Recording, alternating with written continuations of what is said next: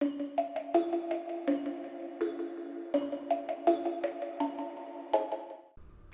guys, it's Mr. Nightmare here, and we'll be reading Chapter 8 of Don't Go to Sleep. Before we get started, please hit that like button, comment, subscribe to this channel if you guys want more creepypasta fanfictions out there. Until then, let's get started. The battle in my mind has begun, a fight to win back my body against the sinister and insane being. Using the ultimate weapons things, I seem to be running very smoothly. I have Mind Freak hiding in various chess pieces without the chessboard in my mind, which seemed to make the battle last longer. I needed a solution and fast before my energy runs out and my life is taken. So I began to dodge her attacks and save my energy until I could make a move. Really, is that your plan? Smart. But you can get yourself killed, Mind Freak chuckled as she threw another attack at me, sending a chunk of the chess piece at me. I dodged by ducking. At least I'm not a coward who's hiding. Come out and face me, I demanded as I started to circle around to find Mind Freak. She started to turn silent.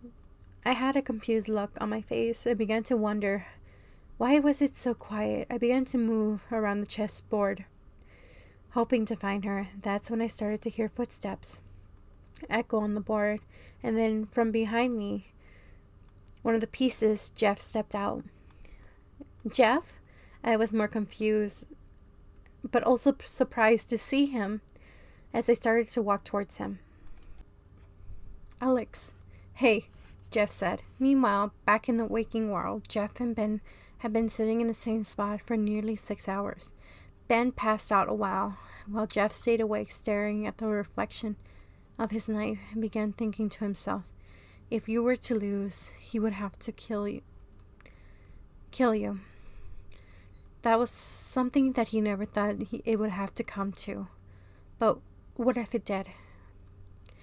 This was something starting to become a long thinking session for Jeff. All he did was cause trouble for you. In the beginning, now he wants it all to be erased. He felt all like you were in this mess because of him. And now that he realized that he loves you so much, he couldn't let you go. Ben, Jeff muttered, as Ben continued to snore. Jeff stood up and grabbed a glass of water and poured it all over Ben's head, waking him with a stun and frantic. What the hell, Jeff? Why'd you do that? Ben demanded. I have a favor to ask of you, Jeff simply said. What is it? Ben asked. If she returns, I want you to erase her memories of me, of the whole ordeal, Jeff said while looking down. What? But Jeff, we just had the talk. I know we did, Jeff cut off Ben. Then why? Ben demanded. Just look at her. She's in this mess because of me. I feel like I've been hurting the only girl I care about. I can't deal with this kind of pain. I'd rather have her live without me and be normal. I have lived with a very guilt of murdering my entire family, and I have managed to live with my life, but this is too much. I don't understand how I could ever cope of feeling love, but it happened. I don't even know if she loves me back. It could just be one-sided. I would rather see her happy with someone else than be miserable with me, Jeff explained. Ben then floated towards his face and smacked him. Really, you're gonna give up now? You're being a fucking coward, Jeff. I know you would like to run away from your problems, but it's gonna stop now. She needs you, and you need her.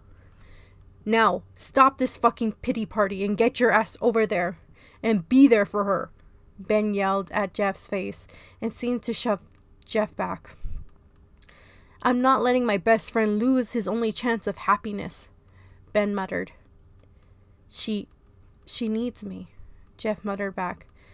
Yes, she does. She loves you. Jeff. You're really gonna abandon her now? Ben asked without a slight smirk with his face. Jeff's face lit up, and he knew he had hope, that his love wasn't one-sided. So he sat back down and laid Alex's head on his lap and started caressing it. Alex, promise me that you will return. Once you do, I will tell you how I feel. Please come back to me. For all the years I have lived of hiding and killing and coming to the idea where I had no point of living anymore until I found you. You're the only reason for me living, Alex, Jeff said as he finished with a sweet kiss to my forehead. Jeff, I muttered, causing Jeff to lift up and smiled for the first time as he gripped my hand tightly. I won't leave your side. I'll always be here with you when you wake up, Jeff whispered into my ear. The scene switched back to the mind world, where I could see Jeff standing 5 feet away from me. I stared at him, completely a shocked expression on my face as my body felt numb as he started walking closer to me. Jeff? I questioned. What's wrong, Alex? Jeff asked, looking concerned. Nothing. What are you doing here? I asked Ben to transport my subconscious into your mind. He can do that? I asked. Yes. Well, if that's the case, let's start. I walked off to find Mind Freak, but Jeff stopped by grabbing my wrist. Wait, can't I just hold you for a moment? Jeff asked a strange question that I never thought he would ask. Something was up. I decided to play along. I pulled him into my arms, and I started to feel something was very, very wrong.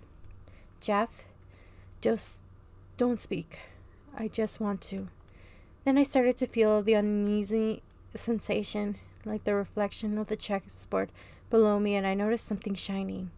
It was a knife pointing at my back. My eyes widened and escaped Jeff's grip, and I began to hear Mind Freak's loud echo laugh in my mind.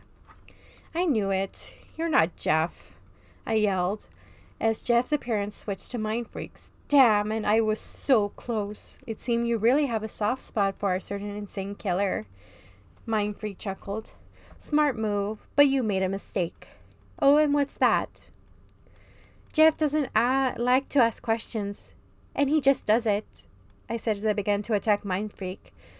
But, of course, she dodges my attack. It seems like you're losing energy faster than my little flower. Mind Freak noticed as I began to pant loudly and heavily. I don't care. I'm getting out of here, and I will return to Jeff. My anger started to take a bit of my control as Mind Freak noticed the energy was rising. She began to feel a little startled and worried. It looks like I underestimated you. No matter. Mind Freak started to turn up her energy as well. Now shit is getting real. I chuckled. Both powers began to increasingly rise at this point. Where all the chess pieces on the board were destroyed, the energy levels were high, and so were the stakes. The battle began to grow intensely by powerful, as I and Mind Freak were head to head. It seems like your love for him is more powerful than I thought, Mind Freak said. Give it up, you bitch. I scoffed. Oh no, as a matter of fact, it's about time we end this, Mind Freak smirked. Let's. I stared intensely at each other as I was about to break the peace and increase my energy by the powerful highest level, as we were both glowing 2 balls of energy. I gave Mind Freak the death glare as she replied with a wicked smile. Playtime is over, my little flower, Mind Freak muttered as both of us started racing towards each other. We both screamed at each other, getting ready to the final blow. Once the two collided, all remained was an open space, glowing in the middle of the board. Jeff, I heard myself screaming, and then everything turned black. Back in the waking world, as total 7 hours had passed, Ben started to notice the purple veins on my body were disappearing. He pointed to the sensation to Jeff. Jeff, look at the veins. They're disappearing. Ben pointed out. Oh my God. Alex, wake up. Answer me, he demanded as he lightly shook my body. I began to make some moaning sounds to let them know I was present. Or was it really me?